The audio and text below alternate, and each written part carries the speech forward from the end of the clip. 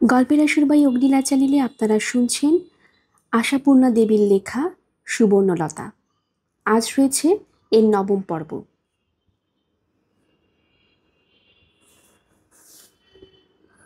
সুবর্ণর লজ্জা নেই, কিন্তু সুবর্ণর বিধাতার বোধ করি কিছু পরিমাণ লজ্জা অবশিষ্ট ছিল।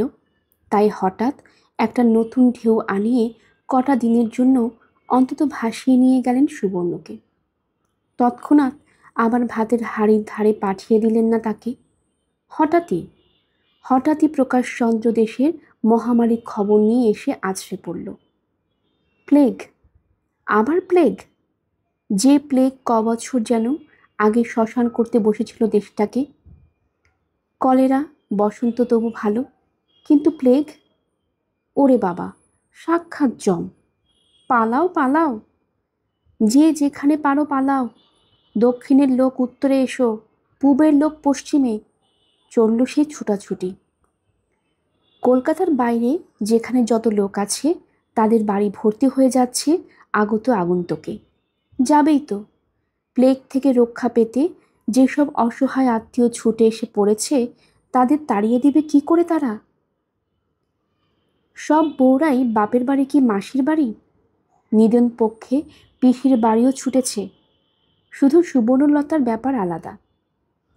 সুবর্ণলতার বাপের বাড়ি নেই, বাপের গোষ্ঠীর কেউ নেই ঠাঁই দেবার। তবে সুবর্ণলতা কোথায় গিয়ে রক্ষা পাবে? সুবর্ণলতার শাশুড়ি পর্যন্ত নবদ্বীপে গুরুপাঠে গিয়ে উঠেছেন। চাপা তার সঙ্গে যাবে, কিন্তু সুবর্ণলতা আর তার ন্যানাজিরি কটা? সুবর্ণলতা বলল, আমি মরব না, এ প্রমাণ তো হয়ে গেছে। প্লেগ আবার কি করবে আমার? কিন্তু সেটা তো কাজের কথা নয়। পুরুষেরা যে কোনো মুহূর্তে পালাতে পারে। শহরের অবস্থা আরও ভয়াবহ হয়ে উঠলে পালাবেও। অফিস কাছারিও তো খোলা থাকবে না আর, বেশি দিন তালা পড়ল বলে। স্কুলগুলো তো বন্ধ হয়েই যাচ্ছে। ইঁদুর দেখলেই মারার বদলে, দেখা মাত্র মরে যাচ্ছে লোকে। তার সেই অবস্থায় তুমি লক্ষ্মী ছাড়া মেয়ে মানুষ কোলে কাঁধে 5টা আর জঠরের অভ্যন্তরে একটা অপগণ্ড নিয়ে পুরুষদের গায়ে বেরি হয়ে বসে থাকবে? তুমি তো বলছো তোমার ছেলেদের অন্য কারোর সঙ্গে পাঠিয়ে দাও। কে নেবে ভার? বলে নিজের ভারে অস্থির লোকে। ওদের নিয়ে মরতে চাও? বটে, ওরা তোমার খাস তালুকে প্রজা, তাই মারতে ইচ্ছে হলে মারবে। ওদের বাঁচাবার জন্যই তোমায় চলে যেতে হবে কোনো নিরাপদ আশ্রয়ে, যেখানে এই রাক্ষসী মহামারীর থাবা পৌঁছয়নি।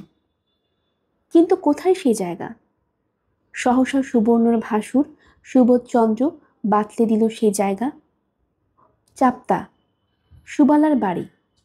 সম্প্রতি দেখে এসেছে সুবোধ, দেখেছে দৈন্যর মধ্যেও সুখের সংসার সুবালার। গোয়ালে গরু, পুকুরে মাছ, বাগানে তরকারি, খেতে ধান। তবে দৈন্যটা কোথায়? দৈন্যটা নগদ টাকায়। তবু মনে দৈন্য নেই সুবালার আর তার বরের। এই তো মা ভাই 7 জন্মে খোঁজ নেয় না। একবার অসুখ শুনে তাই একটু দেখতে গিয়েছিল বলে যেন হাতে চাঁদ পেয়েছে। কি যত্ন, কি আদর! সুবর্ণকে অনাদর পেতে হবে না। যে মানেনি উনি, যেখানে সেখানে থাকতে পারবেন না তো। এই তো প্রকাশের বউয়ের সঙ্গে তার শ্বশুর বাড়িতে যাবার কথা হয়েছিল একবার। সুবর্ণ হলো রাজি। এই বেশ, এই ঠিক জায়গা। সুবোধচন্দ্র নিজেই হঠাৎ হাল ধরল। রান্নাঘরে দরজা কাছে এসে নেপথ্যের উদ্দেশ্যে বলল, মেজ বৌমা, আমার ইচ্ছে নয় তুমি এই মরকের সময় এখানে থাকো। সুবালার কাছে গিয়ে থাকো 2-10 দিন। একটা ছেলে ঘর থেকে বলে ওঠে, জেঠাবাবু, মা বলছে সবাই চলে গেলে আপনাদের রেঁধে দেবে কে? সুবোধ হেসে উঠে বলে, ও হরি, এই কথা! সে যা হয় হবে। বামুনদের ছেলে, দুটো ফুটিয়ে নিয়ে খেতে পারা যাবে না? তাছাড়া আমরাই বার কদিন। এই শহরে যা অবস্থা হয়ে উঠছে ক্রমশ। যাক, ও কথাই থাকলো। ছেলেটা বলল, আচ্ছা জেঠাবাবু, তুমি যা বলছো তাই হবে। তাই হবে? সুবর্ণ বলছে তাই হবে। অবাক কথা বই কি, তবু রীতিমতো স্বস্তির কথা। সবাইকে স্বস্তি দিয়ে সুবর্ণ তার অপরিচিত ননদের বাড়ি যাত্রা করে মোড়কের হাত থেকে বাঁচতে। মরার জন্যই যার আজীবন আকিঞ্চন। কেউ বোধ হয় ছুটে গিয়ে খবর দিয়ে এসেছে।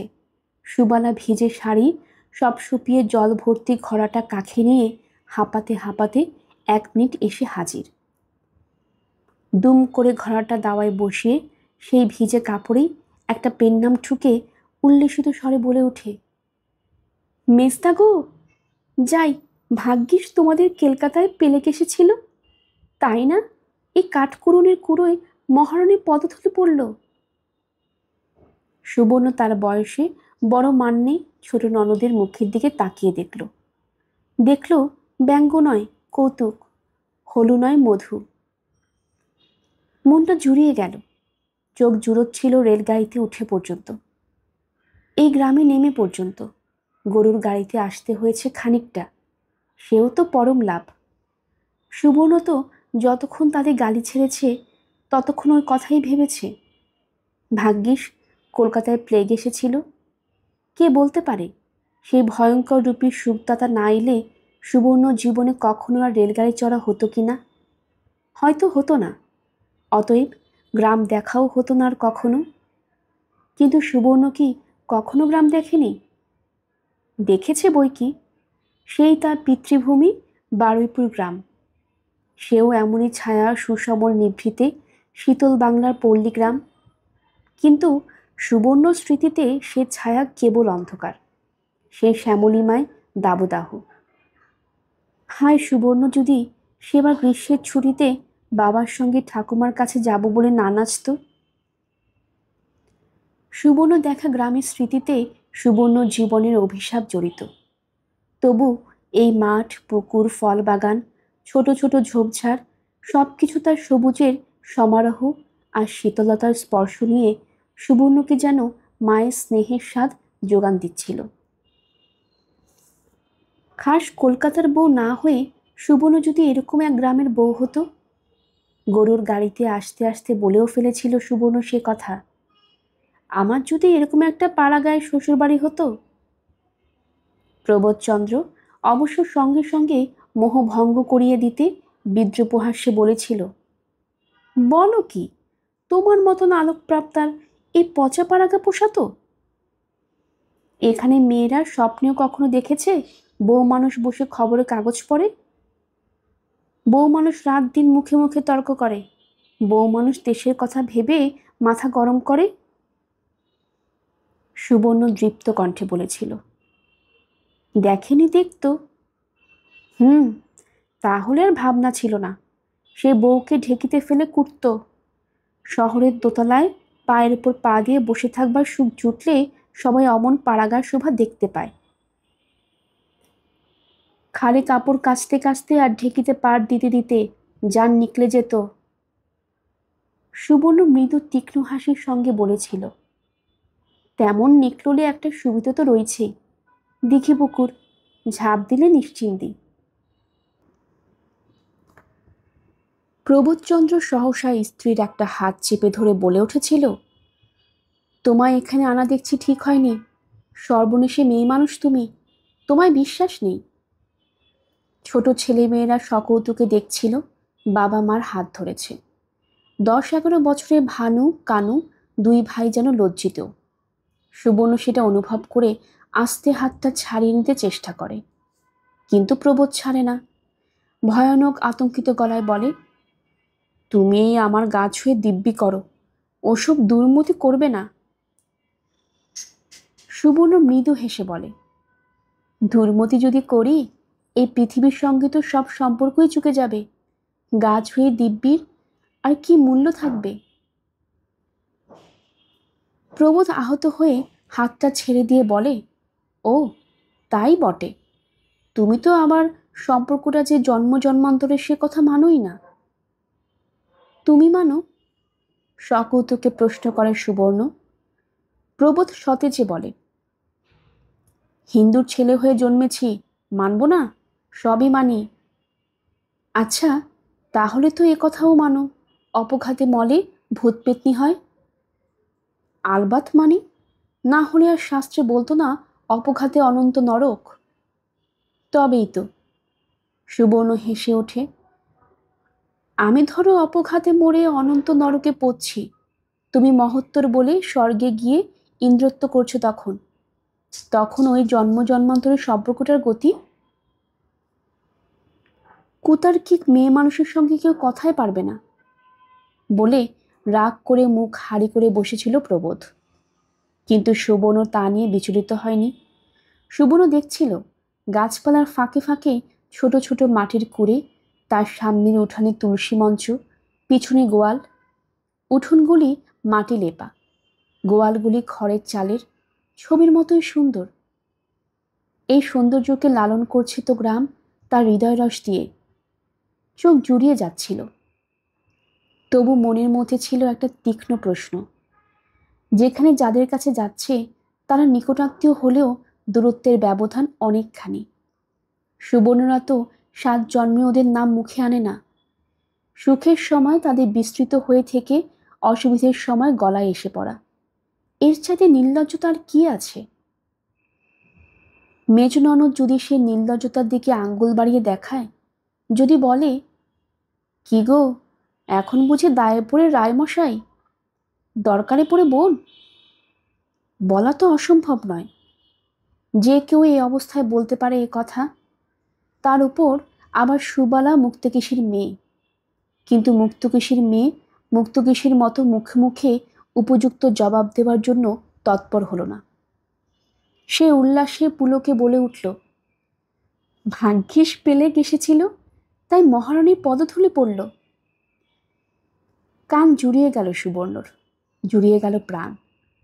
সুবর্ণর আবির্ভাবে কেউ পুলকিত হচ্ছে, এই অনুভূতিটা নতুন।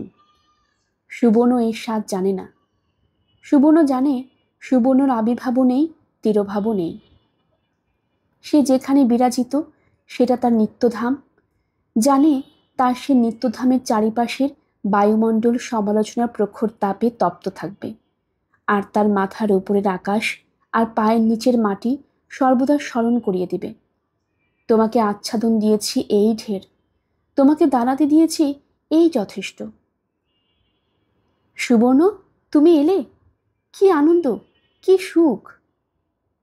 এ ভাষা সুবর্ণর জন্য নয়, অথচ জগতে দিনাতিতম দিনের জন্য আছে এ ভাষা। ভিখারিণী মাও প্রার্থনাও করে, নবমী নিশিগো, তুমি আর পোহায়ও না। সুবর্ণর জন্য এ প্রার্থনা নেই। সুবর্ণ কি মূল্যহীন? সুবর্ণ মূল্যবান হওয়ার সৌভাগ্য থেকে চিরবঞ্চিত? সুবর্ণর মূল্য ধার্য হয়েছে শুধু একটা অভ্যাসমূলক শয্যায়। সেখানে সুবর্ণর জন্য আগ্রহের আহ্বান অপেক্ষা করে। কিন্তু সে আগ্রহ কি প্রেমের? সে আহ্বান কি পুরুষের? তা নয়, সে শুধু অভ্যাসের নেশা।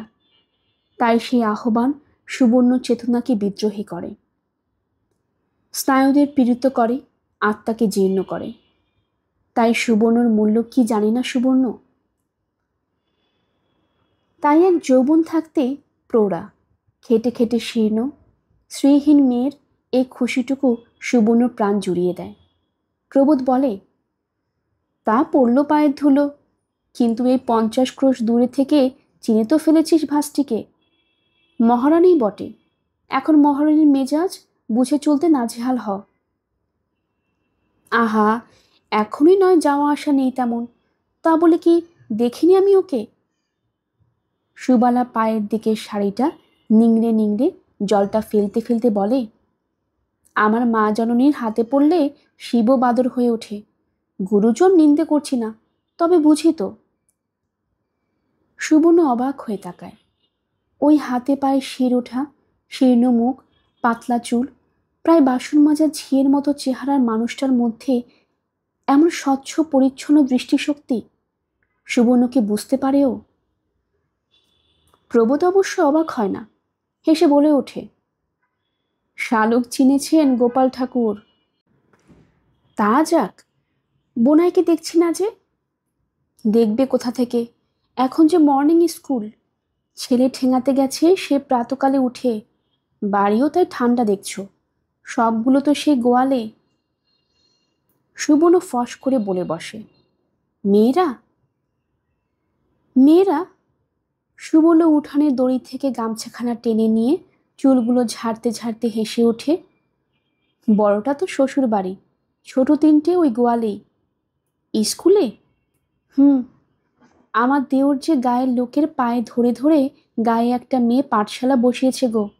তা নিজেদের ঘরে মেয়েদের তো আগে পাঠাতে হবে, নচেত ফাঁসি। তোমার দেওর? আহ্লাদে উজ্জ্বল দেখায় সুবর্ণর মুখ। খুব ভালো তাই না? ভালো বলো ভালো, বাউন্ডুলে বলো বাউন্ডুলে। তবে সুবর্ণা গলা একটু নামিয়ে বলে, ইদানিং স্বদেশে বাতিকে বড় ভাইকে একটু ভাবনায় ফেলেছে।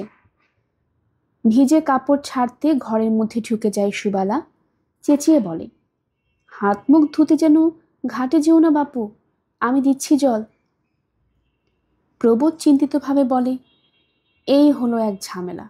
ভগ্নিপতির ভাই যদি আবার স্বদেশে ফদেশি হয় তাহলেই তো। কি তাহলে? তোমার ফাঁসি হবে? আমার কথা হচ্ছে না, তোমাদের রেখে যাব। পুলিশকে তো জানো না, পচা গণ্ডগ্রামের বাঁশঝাড়ের ভেতর থেকে, পুকুরের পাকের নিচ থেকে আসামিকে টেনে যায় করে। কলকাতার রাজরাস্তা থেকেও করছে। করছে?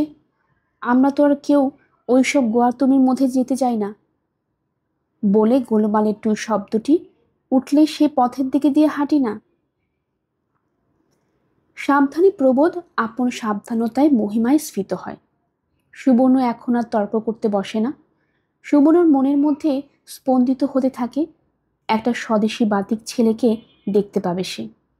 কত বড় সেই দেওর, বিয়ে হয়েছে, ঘর সংসারী। মনে হয় না। সুবালা বলেছে বাউন্ডুলে।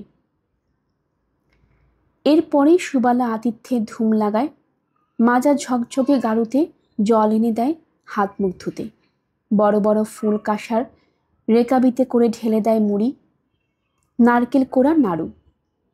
ভাইপো ভাইঝিদের সযত্নে কাছে টেনে টেনে খাওয়ার জন্য পিড়াপিড়ি করে, আর তারপরে বলে ওঠে, ওই যে আমার দেওর আসছে, এই খবরদার কেউ পেন্নাম করতে যাবি না, পেন্নাম করা দেখতে পায় না দু চক্ষে।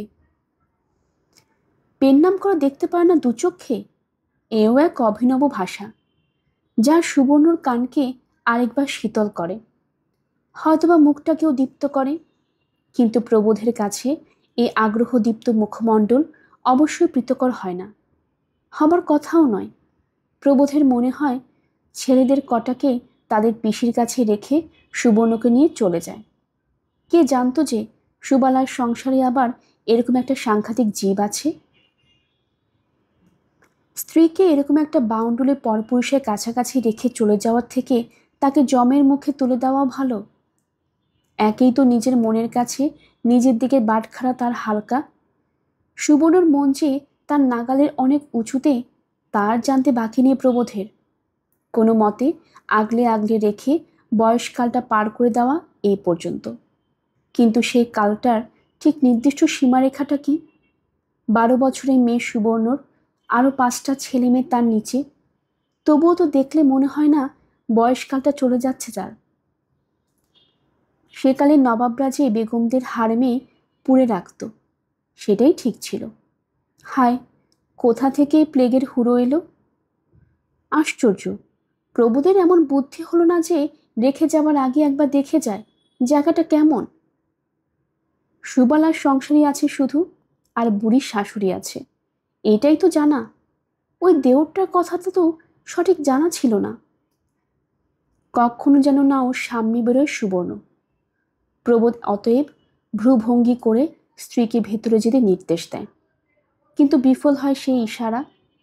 সুবর্ণ ভ্রুভঙ্গিতে জানায়, কেন, কি হয়েছে কি? ইতবসরে সেই ভয়ঙ্কর জীবটি উঠোনের বেড়ার দরজা ঠুলে ঢুকে পড়ে নতুন একটি সংসার দেখে ঈষৎ থমকে দাঁড়ায়।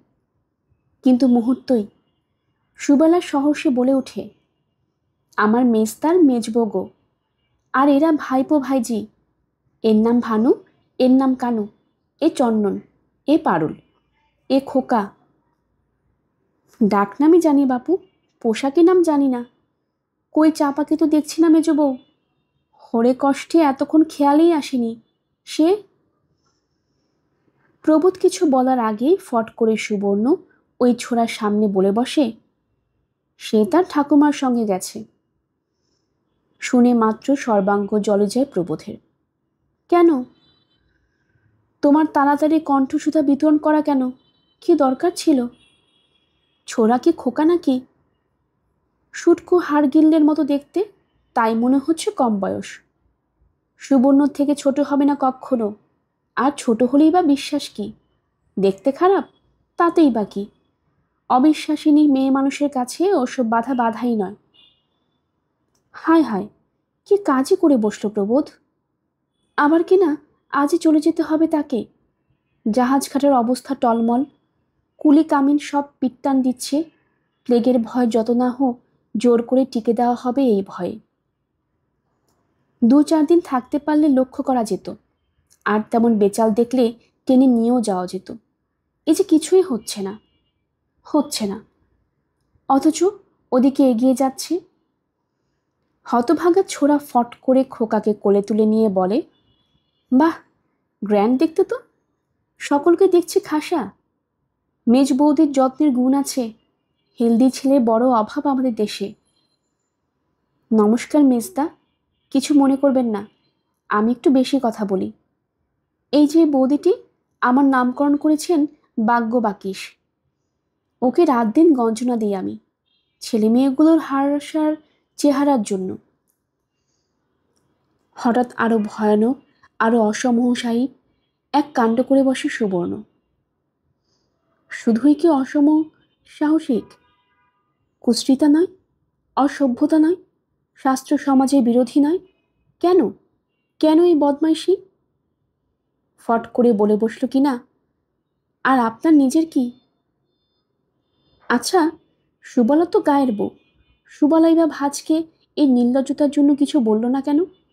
তার মানে বুদ্ধিশুদ্ধির বালাই নেই? বালাই থাকলে কখনো এর পরও হাসে, হেসে উঠে বলে, ওর কথা বাদ দাও, ও যে দেশ উদ্ধার করছে, ওর কি নাইবার খাবার অবকাশ আছে? অযত্নে অযত্নে অমন পোড়া কাঠের মতো দশা। বৌদি, আমি আপত্তি করছি, ইয়ারটা বলে ওঠে।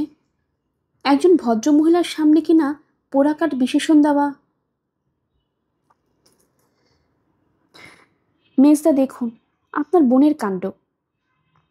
মেজদা তার বোনের কাণ্ডর দিকে না তাকিয়ে হঠাৎ চেঁচিয়ে ওঠেন, এই চন্দন, হচ্ছে কি? এত মুড়ি ছড়াচ্ছিস যে? বাকি সবাই চমকে উঠে থমকে যায়। তবু চলে যেতে হয়, প্রাণ পাখিকে পিঞ্জর ছাড়া করে বনের জঙ্গলে উড়িয়ে দিয়ে। উপায় কি? সত্যি তো পাগল নয় যে বলবে নিয়ে চলে যাই ওকে। তবে একটা খবরে একটু ভরসা এসেছে। ছোড়া অমূল্য নিজের ভাই নয়, জ্ঞাতি ভাই। অন্য বাড়িতে থাকে, আবার বেশি ভরসাও নেই। শূন্য একটা বাড়িতে থাকে বলে এ বাড়িতে খায়। সুবালাই ধরে করে এই ব্যবস্থা করেছে, ওর একমাত্র দেখবার লোক পিসি মরে পর্যন্ত। বাউন্ডুলে যাকে বলে, কোথাও কেউ নেই, শূন্য একখানা বাড়িতে একা থাকা। প্রবোধ বিরক্ত হয়ে প্রশ্ন করেছিল, তা বিয়ে করেননি কেন দয়াময়? সুবালা দাদার রাগে হেসেই খুন। হরে কষ্ট, ও বিয়ে করবে তো দেশ স্বাধীন করবে কে? ফাজলামি, বলি আজ না হয় তুই ওর ভাত রাঁধছিস, চিরকাল পরের ভার দিয়ে চলবে? সুবালা আহত হয়, সুবালা গম্ভীর হয়, বলে, পর বললে পর, আপন বললে আপন, তবে কদিন ভাত রাঁধতে পাবো ওর, তাই বা কে জানে। কোন দিন যে জেদের ভাত খেতে হয় এই ভয়ে কাটা হয়ে আছি। প্রবোধের নিজের বোনকেও আদিক্ষেতার জাহাজ মনে হয়। জ্ঞাতি দেওরকে নিয়ে এত আদিক্ষেতা।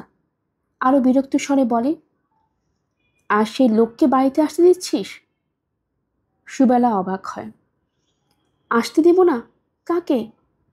অম্বিকার ঠাকুরপোকে? কি যে বলো মেজদা। তা তোর না হয় আদর কর্তব্য উতলে উঠল বলি অমূল্যের হাতে দড়ি পড়লে? সুবালা বিচলিত হয় না, সুবালা বলে, নিয়তি ছাড়া পথ নেই মেজদা। সে নিয়তি থাকলে, আগুনে হাত ডুবিয়ে যদি বলি নিয়তি থাকলে পুড়বে, তবে আর বলবার কিছু নেই। প্রবোধ প্রায় খিচিয়ে ওঠে। তবে কাজটা ভালো হচ্ছে না। এ বাড়িতেও যাতায়াত কমাও।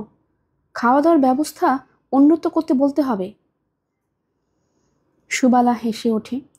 সুবালার পূজনীয় মেজদার কথা অমৃতং বালো ভাসিতং হিসেবে গণ্য করে।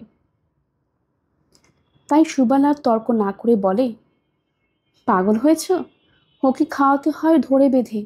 3 বেলা না খেলেও ওর খেয়াল থাকে না। তবে আর কি, কৃতার্থ। প্রবোধ বলে, তোমরা নিজের কপালেও তো তেঁতুল গুলছ, ছেলেপুলেদের ক্ষতি করছো। ওই রকম এক ব্যাড এক্সাম্পল চোখের সামনে। সুবর্ণ এতক্ষণ ভাই বোনের ওই তর্ক বিতর্ক স্নেহ আলাপের মাঝখানে কথা বলেনি। এইবার বলে উঠল, বলল, চোখের সামনে এটা কুদৃষ্টান্ত নয়, বরং মহৎ আদর্শ। মেজ ঠাকুরজি ছেলেদের ভাগ্য ভালো যে এমন একটা আদর্শ চোখের সামনে পাচ্ছে। চমৎকার। যখন পুলিশ এসে ঠ্যাঙাতে ঠ্যাঙাতে ধরে নিয়ে যাবে, তখন মহৎ আদর্শ লীলা বুঝবে। এমন জানলে আনতাম না তোমাদের। সুবর্ণ তীব্র কণ্ঠে বলে, তোমাদের সহোদর বোন যেখানে রয়েছে সেখানে তোমার বউ ছেলে থাকতে পারবে না? থাকতে পারবে না কেন? বিপদের আশঙ্কা সেই কথাই হচ্ছে। সে আশঙ্কা তোমার বোন ভগ্নিপতিরও আছে। চুলোয় যা করা। প্রবোধ বলে ওঠে, মাথার মধ্যে আগুন জ্বলছে আমার। তার সেই মাথার মধ্যে জ্বলন্ত আগুন নিয়েই বিদায় নিতে হলো প্রবোধকে। উপায় কি? আর সমস্ত রাগটাই শেষ পর্যন্ত সুবর্ণর উপর পড়ল। সুবর্ণই বা আসতে রাজি হলো কেন? এদিকে তো জেদ, পাহাড় নড়ে তো জেদ নড়ে না। অথচ ভাসুর একবার অনুরোধ করলেন তো গলে গেলেন। চিরকাল দেখছি এই আমি হতো ভাগ্য কেউ নয়, ভাসুরের কথা শিরোধার্য। বদ মেয়ে মানুষদের স্বধর্মই। কেদার বাবুকে নিয়ে কত আদিক্ষেতা। সে বুড়ো আর আসে না, তাই বাঁচা গেছে। গুরুজন বলে যদি ছেদ্দা করত তো মাকে আগে করত। তার বিষয় নয়। তার বেলায় রাত দিন শাশুড়ির মুখে মুখে চোপা। আসল কথা বেটা ছেলে, সেটা হলেই হলো। যা বুঝেছি সুবালাটা মুখ্যর বাড়ি। ওই ঘোরেল অবিষ্কাটা ওর মাথায় হাত বুলিয়ে খাচ্ছে দাচ্ছে। অতএব সুবালার ওপর ভরসা নেই। ওর চোখের সামনে অনেক কিছু ঘটে যাবে, টেরও পাবে না। সুবালার শাশুড়িটি যে কোথায় থাকেন দেখতেও পাওয়া গেল না। তবু একটা বুড়ো মানুষ ছিল সংসারে। না, ওসব বুড়ো ফুড়োর কর্ম নয়। অমূল্যকে বলে এলো হতো, তোমার শালাজের বাপু একটু পুরুষ ঘেঁষে স্বভাব আছে, চোখে চোখে রেখো। বলে এলে হতো, বলা হয়নি। এ কথা যত ভাবতে থাকে প্রবোধ, ততই তার মাথা ঝাঁঝা করতে থাকে। কি উপায় ফিরিয়ে নিয়ে আসা যায় সুবর্ণকে? ভগবান, প্লেগকে যদি আবার তোমার ভাণ্ডারে ফিরিয়ে নিয়ে যেতে না পারো, তোমার এই ভক্ত প্রজা প্রবোধকে প্লেগ দাও। অত বড় একটা কারণ ঘটলে অবশ্যই আনা যাবে সুবর্ণকে। পরন্ত বেলার রোদ সরতে সরতে দাওয়া থেকে উঠোনে নেমেছে। ফুলেশ্বরীও তার সেলাইয়ের সরঞ্জাম সহ সরতে সরতে দাওয়া থেকে উঠোনে নেমেছেন। এরপর ছাদে উঠবেন। প্রদীপের আলোয় আর চোখ চলে না আজকাল, তাই দিনের আলো শেষ বিন্দুটির পিছনেও ছুটাছুটি।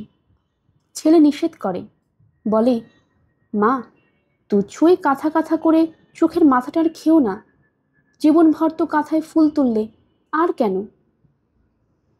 অমূল্যর মা ফুলেশ্বরী ছেলের এই বকুনিতে হাসেন, বলেন, জীবনভর তো ভাত খাচ্ছি, তবু আবার খাই কেন? তার সঙ্গে এর তুলনা? না মা না, তুমি এবার ক্ষমা দাও, নইলে শেষ অবধি অন্ধ হয়ে যাবে। ফুলেশ্বরী সতেজ বলেন, অন্ধ অমনি হলেই হলো, ভগবানের লীলা নিয়ে কাজ করছি। সুবর্ণ শুনতে পায়, সুবর্ণ অবাক হয়। সুবর্ণ প্রশ্ন না করে পারে না। প্রশ্ন করে, কিসের কাজ করছেন? সুবালা হেসে ওঠে, জানো না? আর জানবি বা কোথা থেকে? আমার শাশুড়ির এই এক বাতিক, 12 মাস কাঁথা সেলাই করছেন। কে শোবে কার দরকার সেসব চিন্তা নেই, ওই সেলাই। আর তাই কি সোজাসুজি ফুললতা যে হলো না হলো মিটিয়ে নিলাম? তা নয়, এ একেবারে রীতিমতো ঝঞ্ঝাটে ব্যাপার। পুরাণ উপপুরাণের গল্প নিয়ে ছবি আঁকতে বসেন কাঁথায়। এখন যা যশোদর ননি মন্থন লীলাটি সেলাই করে করে তুলেছেন। সে কি? তবে আর বাতিক বলছি কেন, ও লীলার যাবতীয় খুঁটিনাটি সব বসে বসে শিলোচ্ছেন। যতক্ষণ আকাশের আলো থাকবে ততক্ষণ তাকে কাজে লাগাবেন। আমি বলি, তা এরকম ভালো।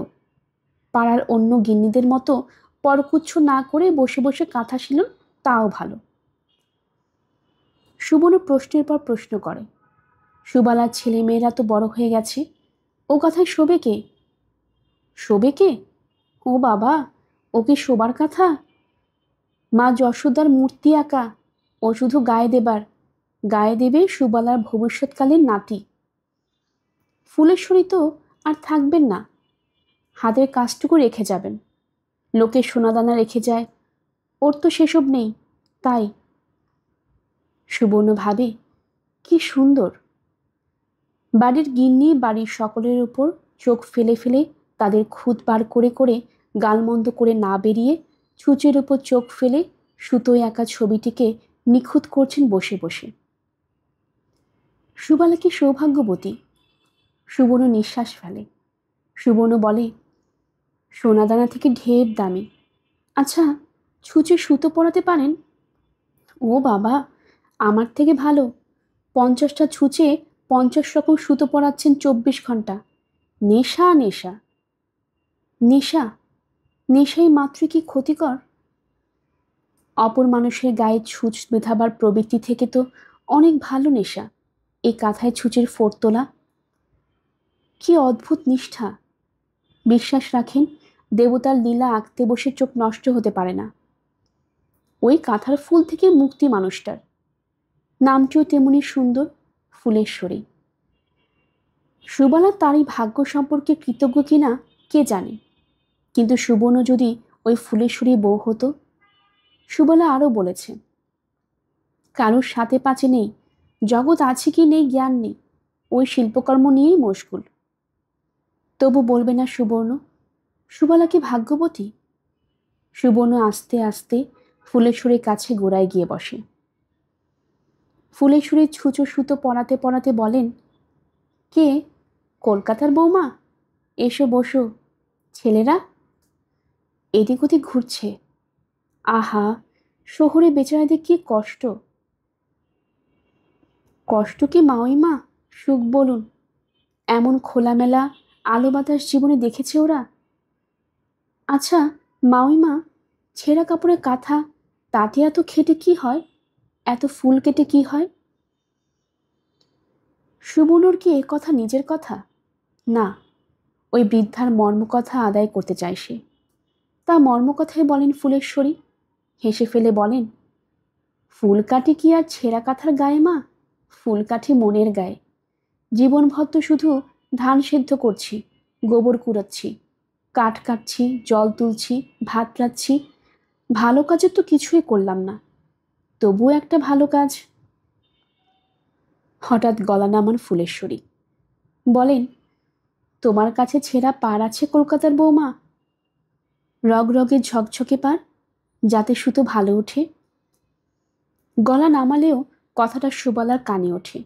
সুবালা বলে ওঠে, মার যেমন কথা, কদিনের জন্য এসেছে মেজবউ, ও বুঝে ছেঁড়া কাপড় নিয়ে এসেছে। সহসা সুবর্ণ বলে ওঠে, এনেছি এনেছি মামিমা, এক্ষুনি দিচ্ছি। ফুলেশ্বরী বলে ওঠেন, রাজরানী হও, হাতে নোয়া বজ্জর হোক। কি পার আছে? লাল আছে? লাল কালো দুইই আছে। আহা, আমার সোনার মেয়ে, ওই দুটো রঙের জন্য কাজ আটকে পড়ে আছে। তা হাগা কলকাতার বৌমা বিলিতি, কাপড়ের পার নয় তো? তাহলে কিন্তু অম্বিকা আস্ত রাখবে না আমায়। সুবর্ণ একবার ফুলেশ্বরী মুখের দিকে তাকায়, অবাক হয়, বলে, এই কাপড়, এইসব সুতো সমস্ত দেশি জিনিস। ফুলেশ্বরী মৃদু হাসেন, বলেন, মিছে কথা বলবো কেন? এ কাপড়ও বিলিতি, এ সুতো অর্ধেক বিলিতি। আরম্ভ যখন করেছি তখন দেশি বিলিতির ধুয়ো উঠোয়নি। দেখছো না, আগের সেলাই সব ঝকঝকে, এখনকার সব ম্যারমেরে। মন ওঠে না, কিন্তু কি করব, ছেলেটা মনে কষ্ট পায়। বলে, ওইটুকু চকচকেটাই বড় হলো তোমার। বলে, নেহাত নাকি মা যশোদাইকে বসে আছো তাই, নইলে পুড়িয়ে দিতাম। তার স্বদেশি পাড়ের সুতো থাকে যদি। এই যে, এক্ষুনি দিচ্ছি। উঠে যায় সুবর্ণ। সুবালা বলে, সাধে বলেছি বাতিক, যাকে পাবেন তাকেই বলবেন ছেঁড়া কাপড়ের পাড় আছে। তুমি ছেঁড়া পাড় কোথায় পাবে বলো তো? পাবো পাবো, এই যে আছে গো। সুবর্ণ তাড়াতাড়ি ঘরে ঢুকে যায়, ট্রাঙ্ক খুলে আস্ত আস্ত দুখানা শাড়ি বার করে ফাঁস ফাঁস করে তার পাড় ছিঁড়ে স্তূপাকার করতে থাকে। পাড়ের রং একটু ম্যারমেরে, সেটাই রক্ষে।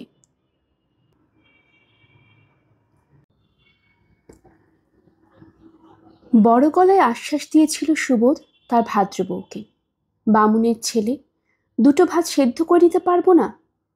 কিন্তু কার্যক্ষেত্রে দেখা যাচ্ছে ব্রাহ্মণ সন্তানের গৌরব অক্ষুণ্ণ থাকছে না। জগতের সহজতম এবং উচ্চতম কাজ ওই ভাত সেদ্ধটাই চার চারটে জোয়ান পুরুষকে হিমশিম খাইয়ে ছাড়ছে।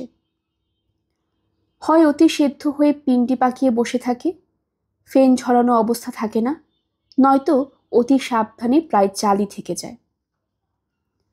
অথবা হয়তো জলের অঙ্কে ঘাটতি ঘটে, সহসা সুগন্ধে পাড়া আমোদিত করে তোলে।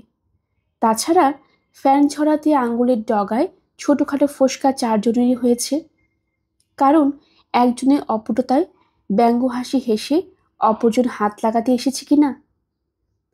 আনুষঙ্গিক ব্যাপার উনুন ধরানোও সোজা কাজ নয়, হয়তোবা তুল্যমূল্য। উনুনের ভেতর দিকে ঘুঁটে পেতে পেতে আগুন জেলে দিয়ে তার উপর কয়লা ঢেলে দিতে হয়। এই পদ্ধতিটা অবদিত কারোরই নেই। গেরস্থর ছেলে, মা চিরকাল খেটেছে, ওর আশেপাশে ঘুরেছে, কিন্তু সেই জানা জগতের কাজটা যে হাতে কলমে করতে গিয়ে এমন রহস্যময় হয়ে উঠবে, এটা কে জানত? পদ্ধতি মতো কাজ হয়, কিছুক্ষণের মতো বাড়িটা ধূম্রলোকে পরিণত হয়, কিন্তু সেই ধূম্র জাল থেকে মুক্ত হয়েই দেখা যায় ধূমের পেছনে বন্যি নেই। কেন যে এমনটা হয় সেটাই দুর্বোধ্য। ওই একই পদ্ধতিতেই আবার জ্বলেও শেষ পর্যন্ত। বার তিন চার ধোয়া খেয়ে খেয়ে শেষ অবধি আগুনের মুখে দেখা মেলে। কাজ দুটো যে এমন গোলমেলে তা তো কই মনে হতো না কোনোদিন, বরং চোখে একটু ধোয়া লাগলেই রাগারাগি করা হয়েছে। এত ধোয়া কেন? রান্নাঘরে দরজা বন্ধ করে রাখা হচ্ছে না কেন? মুখরা হরিদাসী বলতো, চুলোয় আগুন দিলে ধোয়া হবে না তো কি, পুষ্পবৃষ্টি হবে দাদুবাবুরা? আপনারা বৈঠকখানা ঘর থেকে তেড়িমেড়ি করছো, অথচ বৌদিরা ওই ধোয়ার মধ্যে বসে কুটনো বাটনা করছে। কই, তারা তো কিছু বলছে না। হরিদাসের এই দুঃসাহসিকতার ওপর মুক্তকেশীর ধমক এসে পড়ত। তুই থামতো হরিদাসী, কাদের সঙ্গে কাদের তুলনা? বৌদিরা ধোয়ায় বসে আছে বলে দাদাবাবুরাও থাকবে তাই? বলি, পায়ে মাথায় এক হবে? হরিদাসী মুক্তকেশীকেও ছেড়ে কথা কইত না, বেজার গলায় বলতো, জানি নে মা, কে পা কে মাথা, আর মাথাটাই দামি, পাটাই সস্তা। তাই বা কেন, তোমরাই জানো সে কথা। পায়ের ওপরে তো দাঁড়ায় মাথাটা, আর আমরা তো পায়ের তলা, তবু তো আমাদের নইলে তোমাদের দিন চলে না দেখি। ভগবান সকল মনুষ্যের শরীর একই বস্তু দিয়ে তৈরি করেছে, সে কথাই কইছি। তা কইবি বই কি, মেজ বৌদির সাকরের যে, রাত দিন তো ওইসব কথা চাষ করছেন মা জননী। বলে থামতেন মুক্তকেশী, কারণ জানেন হরিদাসীর মতন পরিষ্কার কাজ শয়ে একটা মেলে কিনা মেলে, ওকে বেশি চটানো চলবে না। ওখানে চুপ করে এখানে ছেলেদের কাছে এসে অভিযোগ করতেন মুক্তকেশী, দেখছিস তো মাইদিন চাটাং চাটাং কথা, মেজ বৌমা এটি করছেন, অনবরত ওদের সামনে গাওয়া। গরিবরা কি মানুষ নয়? ছোট লোক কথাটা কারো গায়ে লেখা থাকে না, ব্যবহারেই ছোট লোক ভন্দর লোক। মাইনে দিয়ে রাখা হয়েছে বলেই কি আমরা ওর মাথা কিনে নিয়েছি? ওর কাজ দিচ্ছি, আমরা পয়সা দিচ্ছি, হয়ে গেল শোধবোধ। এতে আর ছোট লোকের মাথা বিগড়বে না। ছেলেরা বলতো, বিদেয় করে দাও না মাগিকে, ছি আর মিলবে না কলকাতা শহরে। মুক্তকেশী ভেতরের রহস্য ব্যক্ত করতেন না। বলতেন না অমনটি আর সহজে মিলবে না। বলতেন, যে আসবে লঙ্কায় সেই হবে রাক্ষস। মেজ বৌমা হয়তো আবার তাকে নিয়ে পাঠশালা খুলবে। এই তো শুনি নিত্যি বলছে, হরিদাসী, তোর ছেলেটাকে এই বয়সে পানির দোকানে কাজ করতে দিয়েছিস কেন? একটু লেখাপড়া শেখাতে হয় না? আমাদের এখানে আনিস না, সন্ধ্যাবেলা ছেলেপুলের কাছে বসে থাকবে, পড়া শুনে শুনেও শিখবে একটু। এ কথা শুনে হেসে উঠেছে ওরা হা হা করে। হরিদাসের ছেলের কথা লেখাপড়া ভাবনায় মেজুগিনি আমাদের ঘুম হচ্ছে না। ভালো ভালো, কি বলবো, ওই মেয়ে লেখাপড়া করলে নির্ঘাত সামালিতে কাছারি যেত। তবে হরিদাসের যেরকম বোলচাল ফুটছে, তাতে ওকে ছাড়িয়ে দেওয়াই দরকার। এর উপর আবার নাকি স্বদেশী বাবুদের চেলা হচ্ছেন, বিদায় করো বিদায় করো। কিন্তু এখন মুক্তকেশীর ছেলেরা কাতর আক্ষেপে বলছে, হরিদাসীটা সন্দেহে ভালো, ওটা থাকলে তো এমন ঝঞ্ঝাটে পড়তে হতো না। প্রকাশই বেশি খাপ্পা, কারণ এটো বাসন মাজার দায়টা পড়েছে সম্পূর্ণ তারই ঘাড়ে। সে ছোট, তারই এটা কর্তব্য। বড়রা তো আর ছোটর এটো সাফ করবে না। আবার সুবোধ যে প্রস্তাবটা করেছিল যে যার নিজ নিজ থালা সাফ করে নেবার, তাতে রাজি হতেও চক্ষু লজ্জায় বাঁধে। অতএব প্রকাশের কষ্ট বেশি। ভাত সেদ্ধ এবং চুলো ধরানোর ব্যাপারে প্রত্যেকে নস্যাৎ করতে এসে নিজে নস্যাৎ হয়েছে। এখন সকলেই একযোগে রান্নাঘরে এসে হুটোপুটি করে, প্রকাশকে আবার উঠোনেও নামতে হয়। ঘর দালান সিঁড়ি সাফ করার প্রশ্ন অবশ্য ওঠে না, মেয়েরা যাওয়া পর্যন্তই ও কাজটা বাদ। হরিদাসী তো আগেই গেছে। এটো থালাটা যে অমোঘ অনিবার্য, তাই চৌবাচ্চার পাড়ের ওপর থালাটা বসিয়ে দাঁড়িয়ে দাঁড়িয়ে মাজা পর্ব সারতে সারতে প্রকাশ খিচিয়ে ওঠে। আমার হাতে যদি সংসারে ভার থাকতো, মাগিকে কেমন যেতে দিতাম দেখতে। উনি শুদ্ধ ছুটলেন মরক থেকে প্রাণ বাঁচাতে, বড্ড দামি প্রাণ। লোকসান গেলে পৃথিবী একেবারে অন্ধকার হয়ে যাবে। কথাটা সুবোধের কানে যেতে প্রতিবাদ করে উঠল সে। তা পৃথিবীর লোকসান না হোক, তার তো লোকসান রে বাপু। নিজের প্রাণ সকলেরই নিজের কাছে দামি, মরকের ভয় কে না পালাচ্ছে।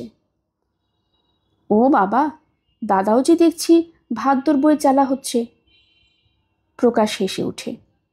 বলি, এই আমরা তো রয়েছি, দিব্যি জলচন্দ্র বেঁচেও রয়েছি। হরিদাসের চাইতেও কিছু আর অধম নই আমরা। আহা, তা কেন?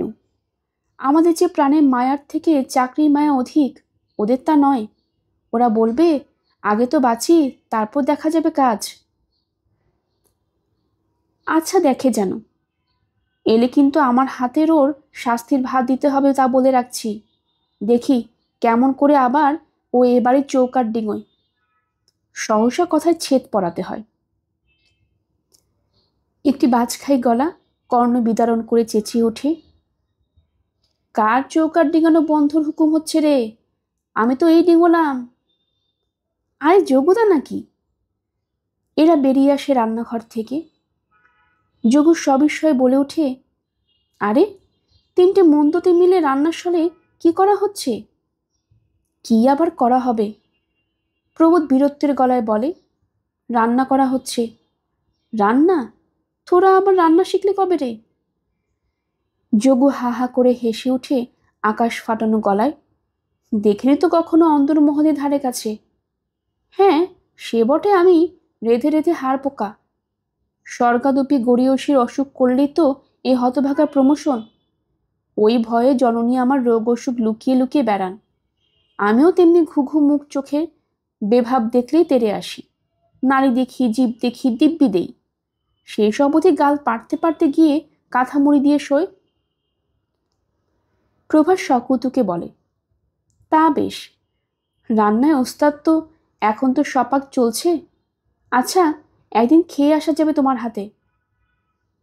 যোগু চোখ কুচকে বলে, কেন, এখন সপাক কেন? বলতে নেই, ষষ্ঠী কৃপা বাছে এখন আছেন ভালো। আছেন অর্থাৎ শ্যামা সুন্দরী এখনো এই মরকের কলকাতায় বিরাজমান? এরা হইচই করে ওঠে। মামি এখানেই আছেন নাকি? দেশের বাড়িতে চলে যাননি? দেশের বাড়িতে? যোগু আরেকবার আকাশ ফাটায়। দেশের জিয়াতিদের সঙ্গে যে মায়ের আবার আমার একেবারে গলায় গলায়। বলেছিল একবার মান্দা পিসি, আমি যাচ্ছি বড় বউ, যাবি তো চ। আমি সাফ বলে দিলাম, কেন? এই হতভাগা গরিবটাকে মাতৃহীন করতে সাধ? হাতে পেলে শ্যামা সুন্দরীকে জ্যান্ত রাখবে তোমরা? মেরে পুকুর পাড়ে গুজে রাখবে কিনা বিশ্বাস কি? সুবোধ আক্ষেপের গলায় বলে, ইস, তা তো জানি না। ওই মান্দা মাসি মাকে বলেছিল আমি যাচ্ছি, বড় বউকে সঙ্গে নিয়ে যাব, তাই জানি। ইস, এমন জানলে মামিকে তো মায়ের সঙ্গে নবদ্বীপে পাঠিয়ে দেবার ব্যবস্থা করতাম, তখন একেবারে ছুটোছুটি হুড়োহুড়ি। যোগু হেসে ওঠে। হ্যাঁ, জমের বাড়িকে ফাঁকি দেবার তালে কত লোক কত শালার বাড়িতে ঠেলে উঠল। শালার বাড়ি, বোনাইয়ের বাড়ি, মামার বাড়ি, পিসির বাড়ি, গরু বাড়ি। বলি, জমের বাড়িটা কোন বাড়িটাই নেই বল দেখি? পালিয়ে প্রাণ বাঁচিয়ে জমের হাতে রাবি?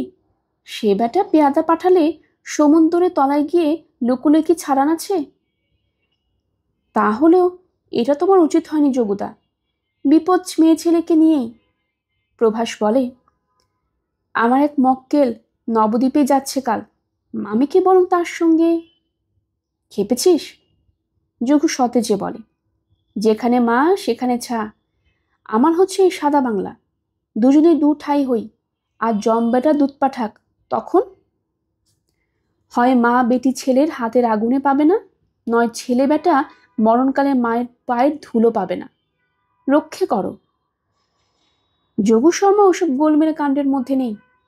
মা আবার মেয়ে ছেলে কি রে? জগৎ জননীর অংশ না? তা বটে। পাগলা জগার কথায় চিরকালই সবাই হাসে, এখনো হাসলো। বলল, তা রটে।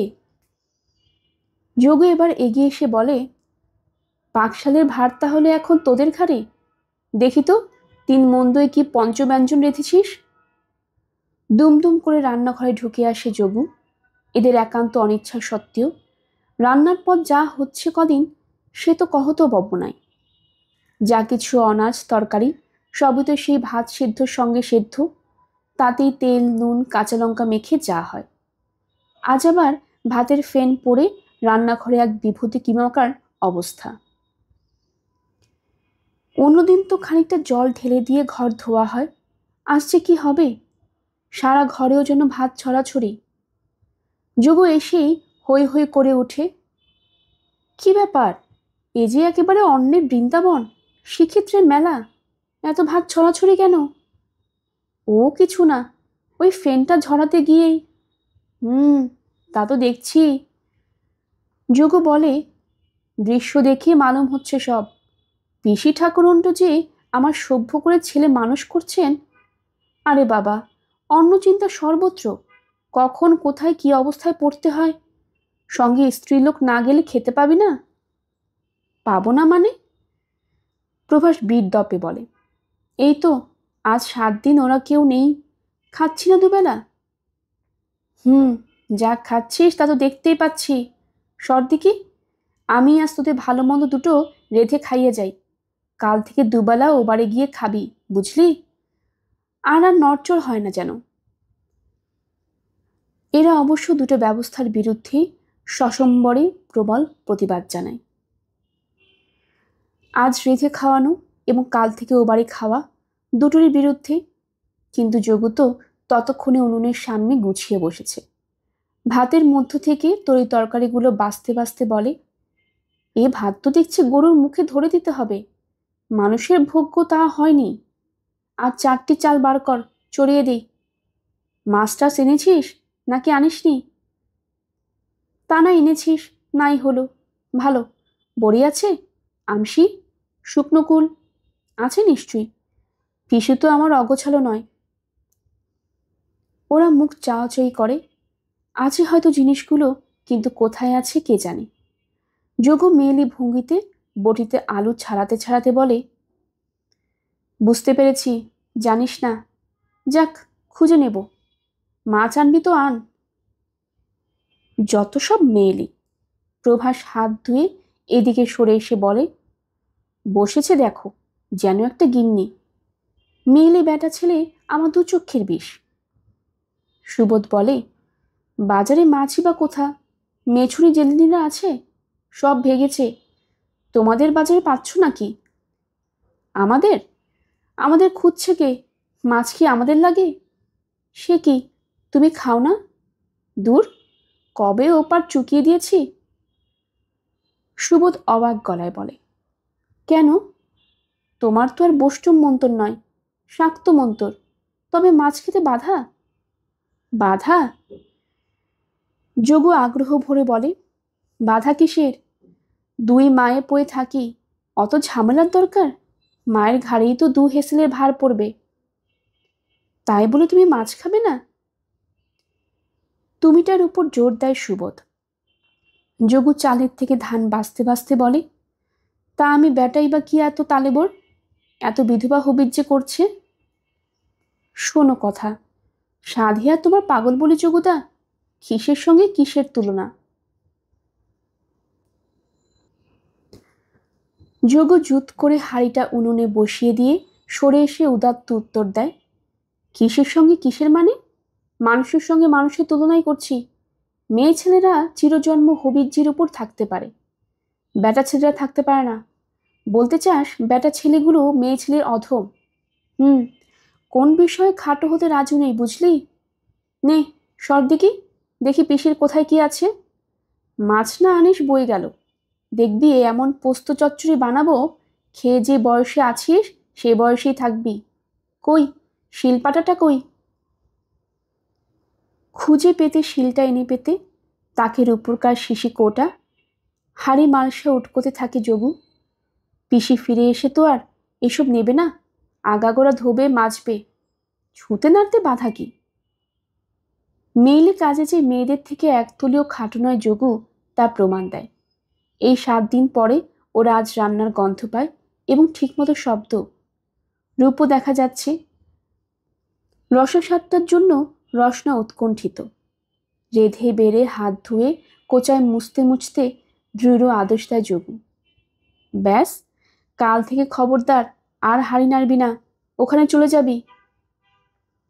মনে মনে একটা স্বস্তির নিঃশ্বাস ফেললেও সুবোধ বলে ওঠে, তাই কি হয়? 4-4টে মানুষ মামির ঘাড়ে চাপা। ঘাড়ে চাপা মানে? রাধেই, দুটো বেশি করে রাঁধবে, এই তো। কেন, মা কি আমার গতর কুড়ে? প্যান প্যান করিস নে বাবা। হ্যাঁ, মামার বাড়ি আদর জুটবে এই আশা দেব না। ডাল চচ্চড়ি ভাত দুটো খাবি, ব্যাস। ডাল চচ্চড়ি? হায়, ডাল চচ্চড়ি ভাতই যে এদের কাছে এখন কি পরম পদার্থ তা যোগু কি বুঝবে? চচ্চড়ি নামটা কানে আসা মাত্রই তো রোমাঞ্চ এসে গেছে। কোনো বস্তুর যে কতটা মূল্য তা বোধ করে তার অভাব না হলে বোঝা যায় না। এখন যেন মনে হচ্ছে ভাত সেদ্ধ করা বা ডাল চচ্চড়ি রাধাটা একেবারে তুচ্ছ নয়, মনে হচ্ছে মেয়ে মানুষহীন বাড়ি শ্মশানতুল্যই বটে।